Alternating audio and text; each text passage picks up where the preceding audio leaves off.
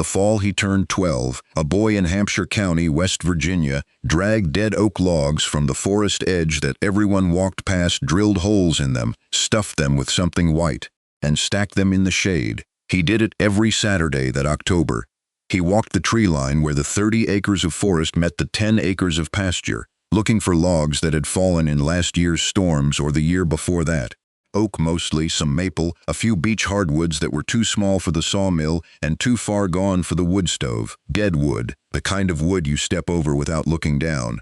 He dragged them to the north side of the barn with a rope, where the roof shadow kept the ground damp past noon and the canopy of the nearest oaks blocked the afternoon sun. He set each log across a wooden pallet, pulled his father's drill from the toolbox, and bored holes 5/16 of an inch, every 6 inches, in a diamond pattern along the length. Into each hole he pushed a small wooden dowel coated in something white. Then he melted beeswax in a tin can on a camp stove and dripped it over each dowel until the holes were sealed. He did this to 30 logs. It took him 3 weekends, and most of the beeswax his mother kept for canning. His father watched him drill the first log and said what he had been saying about the forest for as long as the boy could remember. "The woods don't earn, son. Spend your time in the pasture where it counts." The boy did not explain what the white dowels were. He did not explain why the shade mattered. He stacked the logs on pallets, watered them once with a hose, and left them. Nobody on that road knew what was inside the logs.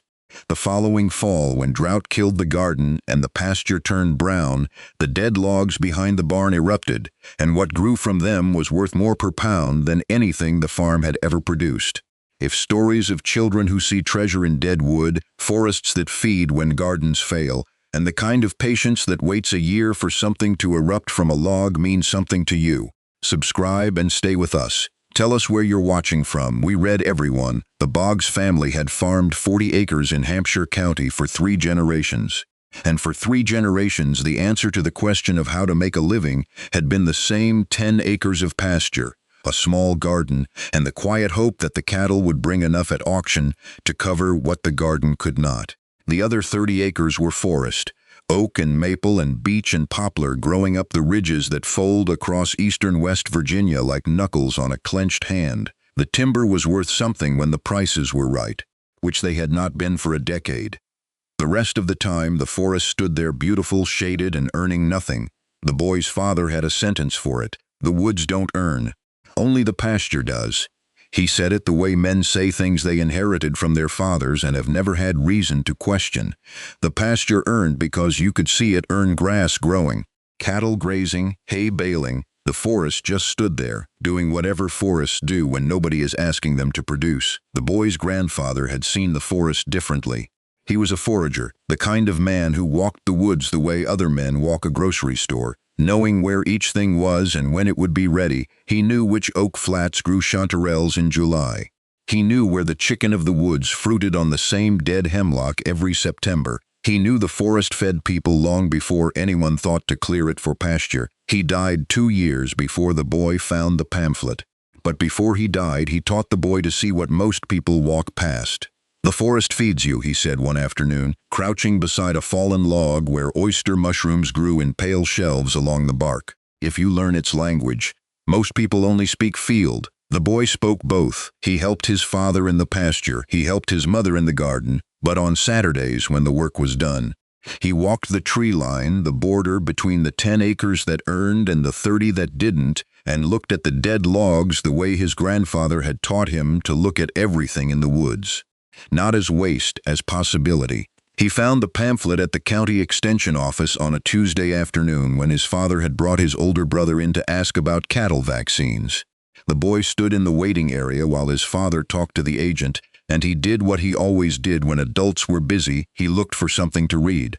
The rack by the door held pamphlets nobody had touched in years: soil testing, fence maintenance, pasture renovation. At the back, half hidden behind a guide to bluebird nesting boxes, was a pamphlet with a photograph on the cover that stopped him. A log. Brown mushrooms growing from the bark in clusters, pushing through cracks like something that had been waiting inside for a long time. The pamphlet was printed in 1989. The staples were rusted. The paper had yellowed at the edges. Growing shiitake mushrooms on hardwood logs, he read it in the truck on the way home while his father and brother talked about vaccines. The pamphlet described a technique that was older than the county, older than the state, older than the idea of America. Chinese farmers in the Song dynasty 1,000 years ago had discovered that striking dead hardwood logs with hammers in the forest caused mushrooms to fruit. They did not understand why. They only knew that the logs responded. Japanese farmers refined the method, drilling holes into fresh-cut hardwood and inserting spawn the mycelium of shiitake mushrooms grown on small wooden dowels. They called the mushroom shiitake shi for the chinquapin tree it grew on. Take for mushroom, the process was simple. Drill holes into a hardwood log, insert spawn plugs, seal with wax. Stack in shade, wait. The mycelium colonizes the wood, invisibly growing through the interior like roots through soil, breaking down cellulose, building networks that no one can see from the outside. The log looks dead. It looks like exactly what it looked like before, a piece of wood that nobody wants. But inside, something is building, 6 to 18 months after inoculation. When conditions are right, a rain after a dry spell, a cool night after a warm day, the mycelium fruits. Mushrooms push through the bark and emerge in clusters that can produce 1 to 2 pounds per log. 3 to 4 times a year, for 4 to 6 years, from a single log that was lying on the forest floor doing nothing. The pamphlet listed the economics in 1989 prices. The boy adjusted them in his head the way 12-year-olds adjust things they care about. Shiitake at the Romney Farmers Market, $16 a pound, one log 1 to 2 pounds a year. 50 logs on the north side of the barn, in shade that his father called useless, on wood that his father called dead, $600 to $1,600 a year, from the part of the farm that didn't earn. He folded the pamphlet into his back pocket. He did not show it to his father. He did not show it to his brother.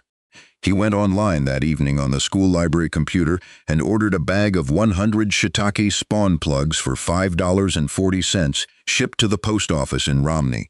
The package arrived on a Thursday. He started drilling on Saturday. The first batch failed because he inoculated in the wrong season. That was in July, before the pamphlet, before the spawn plugs. Before he understood timing, he had tried with wild myceliums, scraping the white threads from a fallen oak, where oyster mushrooms grew, and pushing them into holes he had drilled in a fresh log.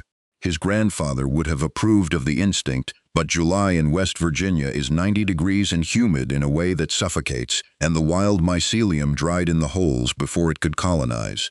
3 months later, he split the test log with a hatchet. The inside was brown and dry, no white threads, no network, no life. Just dead wood that had stayed dead. The pamphlet explained why.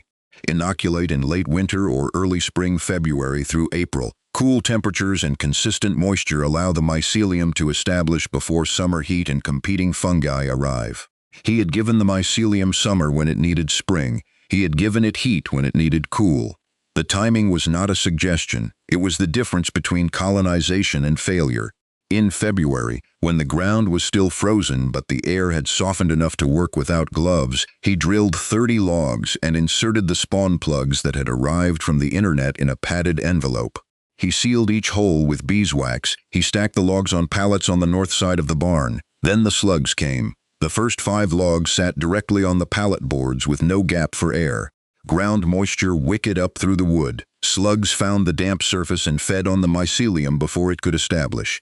Competing fungi, green mold, the kind that smells like bread gone wrong, colonized from the bottom. After 6 weeks, the bottom 5 logs were soft with the wrong kind of rot.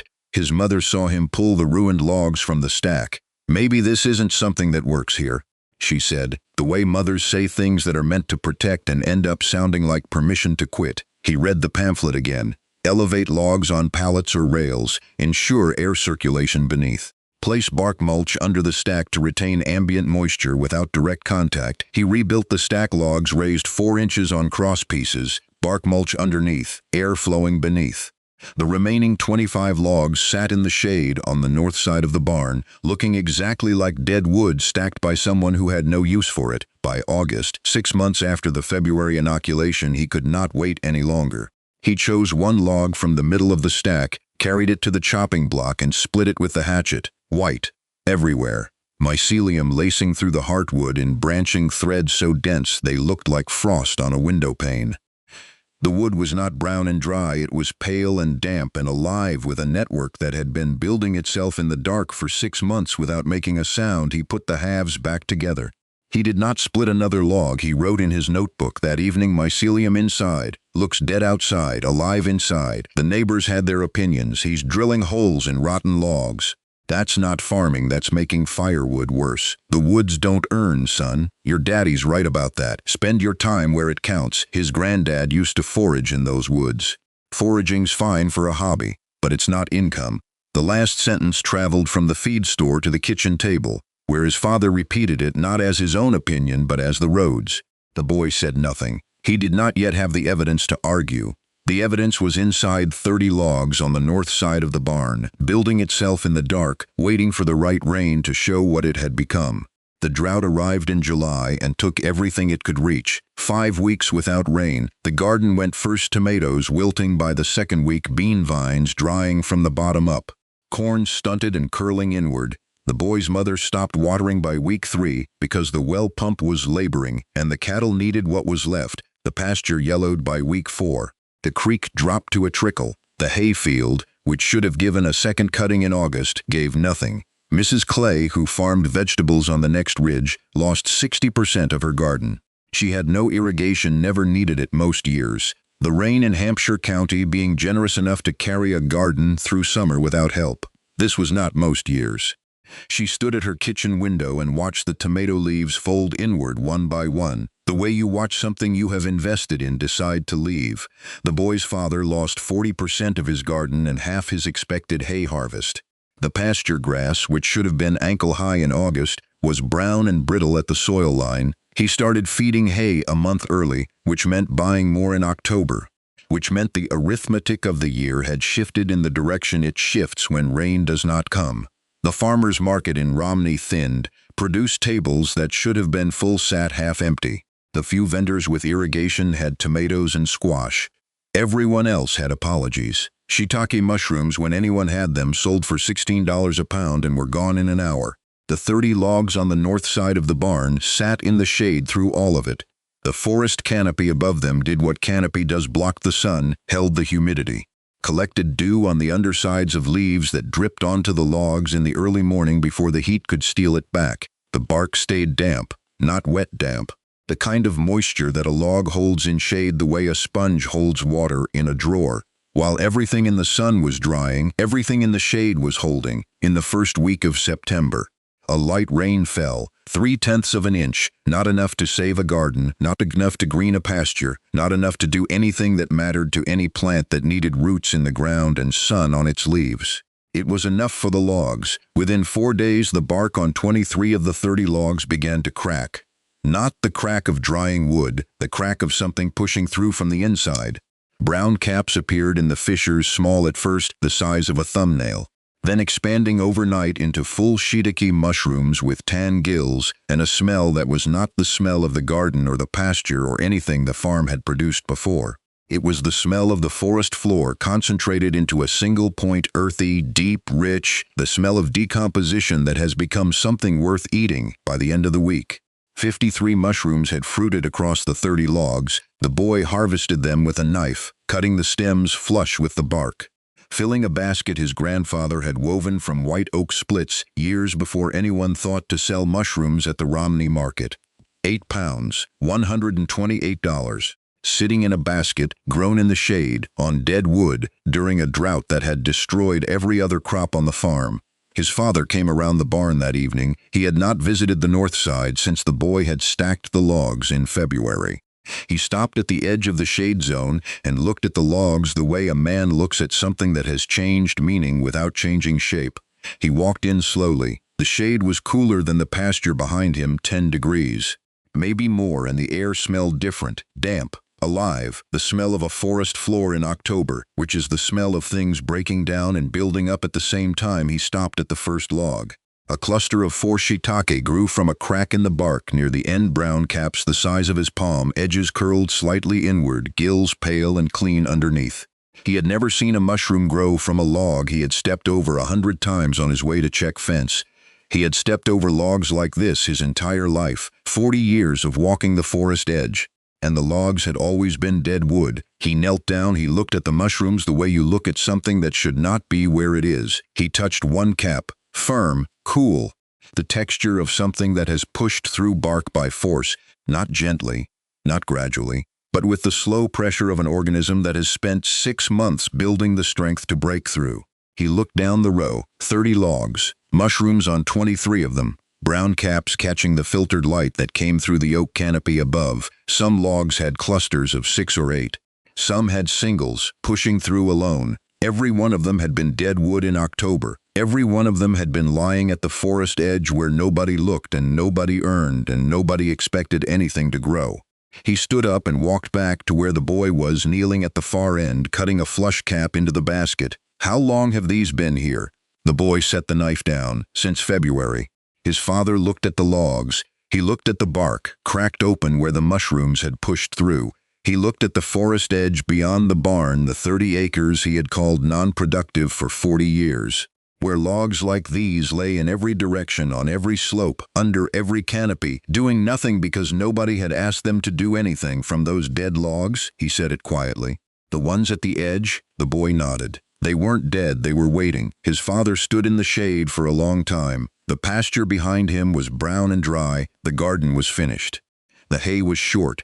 The arithmetic of the year was going the wrong direction, and the only thing on the farm that had produced anything in the last month was stacked on pallets in the shade of a barn, on wood that he had spent 40 years stepping over, in a part of the property he had never once called productive. He did not say anything else.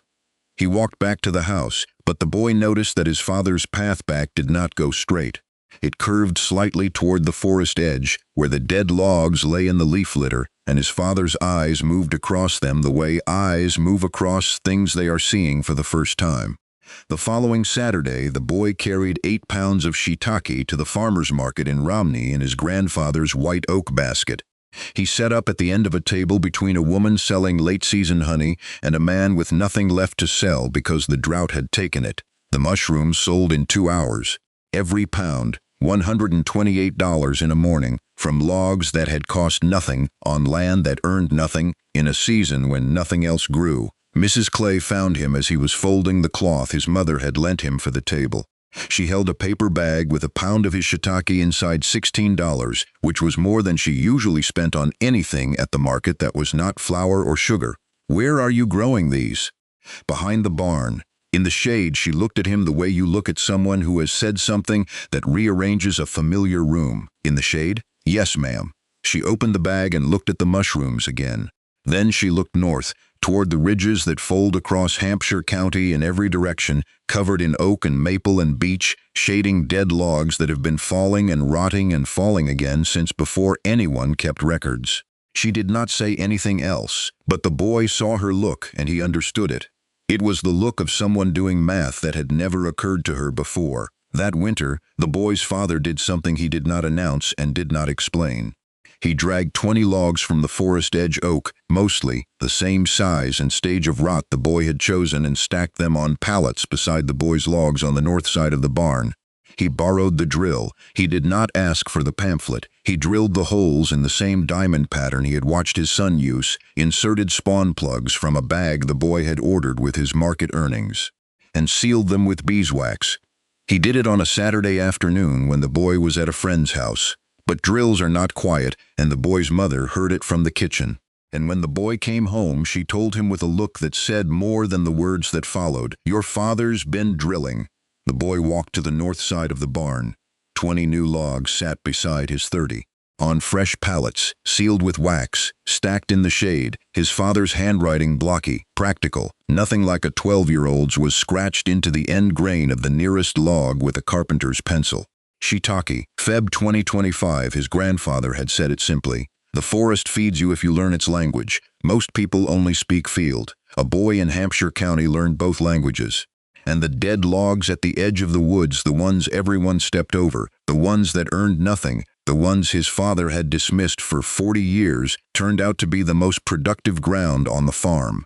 Not because the forest changed, because someone finally asked it the right question. The logs were not dead. They were waiting for someone to show them what to grow.